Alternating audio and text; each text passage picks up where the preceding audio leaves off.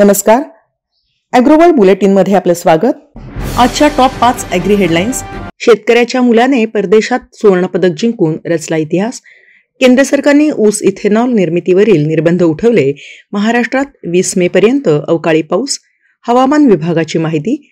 नारायणगाव येथील शेतकऱ्यांनी आणली टेंड्रम थेरपी संकल्पना आणि पुणे येथील विज्ञान आणि नैसर्गिक शेती या विषयावर एक दिवसीय कार्यशाळा संपन्न। आता बातम्या विस्तारानं। हरियाणातील एक शेतकऱ्याचा मुलगा परवेज खान याने अमेरिकेतील फ्लोरिडा येथे झालेल्या SEC ट्रॅक आणि फील्ड आउटडोर चॅम्पियनशिप 2024 या धावण्याच्या स्पर्धेत सुवर्णपदक जिंकून इतिहास रचला आहे।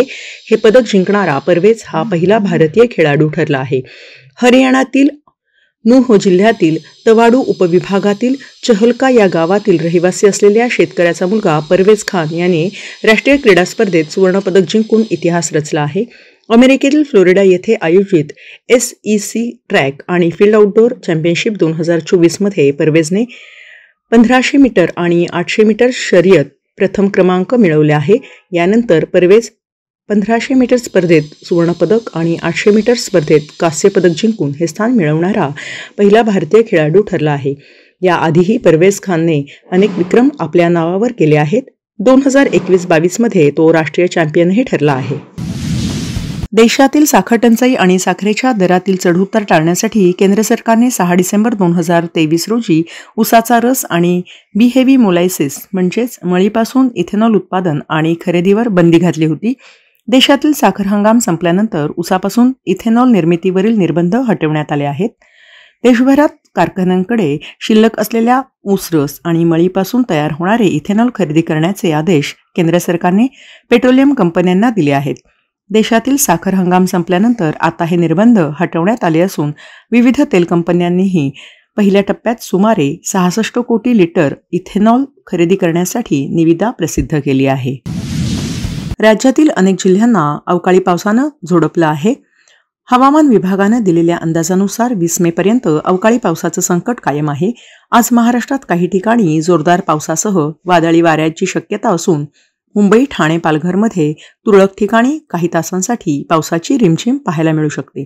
मात्र दिवसभर उकाडा जाणवण्याची शक्यताही IMDने वर्तवली आहे। तसेच रायगड, रत्नागिरीत हलक्या पावसाची शक्यता आहे। याशिवाय सिंधुदुर्ग येथे जोरदार पावसाची शक्यता असून जिल्ह्याला अवकाळी पावसाची येलो अलर्ट देण्यात आला आहे।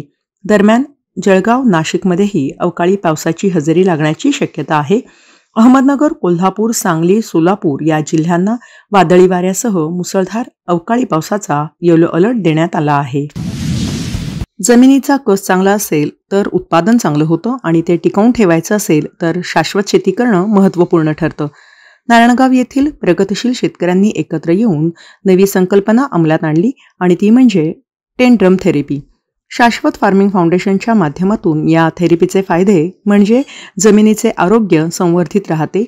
पुणे, सोलापूर, नाशिक, सांगली, नगर या ठिकाणी या थेरपीची मोठ्या प्रमाणामध्ये वापर केला जात आहे। शाश्वत कृषी फार्मिंग या NGO तर्फे टेंड्रम थेरपी हे नवीन तंत्रज्ञान शेतकऱ्यांसाठी आणलेलं आहे।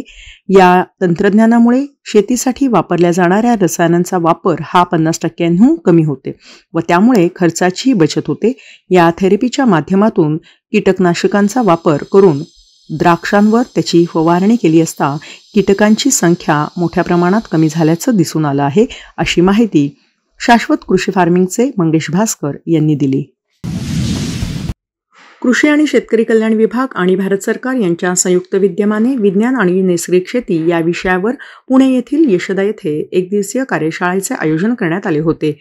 या कार्यशाळेत कृषी आयुक्त डॉ. प्रवीण गेडाम यांनी आपले मत व्यक्त केलं। केंद्र शासनाकडून देशात नैसर्गिक शेती करण्याविषयी धोरणांची अंमलबजावणी करण्यात येत असून राज्यातही ते धोरण अवलंबण्यात येत आहे। नैसर्गिक शेतीसंदर्भात केंद्र शासनाच्या मार्गदर्शक सूचना मराठी भाषेत भाषांतर करण्यात येतील। परंपरागत कृषी विकास योजनेअंतर्गत नैसर्गिक शेतीकडे वळण्यासाठी शेतकऱ्यांना प्रवृत्त करण्यात आल्याचं गेडाम यांनी सांगितलं। या कार्यशाळेत एकात्मिक पोषण व्यवस्थापनाच्या उपसचिव रचना कुमार, सहसचिव योगिता राणा, आत्माचे कृषी संचालक दशरथ तांबाळे सोबत राज्यातील 4 कृषी विद्यापीठांची कुलगुरू, केंद्रीय कृषी मंत्रालयातील अधिकारी, महाराष्ट्रासह मध्य प्रदेश, गुजरात, कर्नाटक, केरळ, गोवा, दादरा नगर हवेली, दीव दमण व लक्षद्वीप या राज्यातील शेतकरी सहभागी झाले होते. आपणास हे बुलेटिन कसं वाटलं ते कमेंट्समध्ये जरूर कळवा. या व्हिडिओला लाईक करा, शेअर करा आणि अशाच अपडेट्ससाठी ॲग्रोवर्ल्ड चॅनलला सबस्क्राईब करा.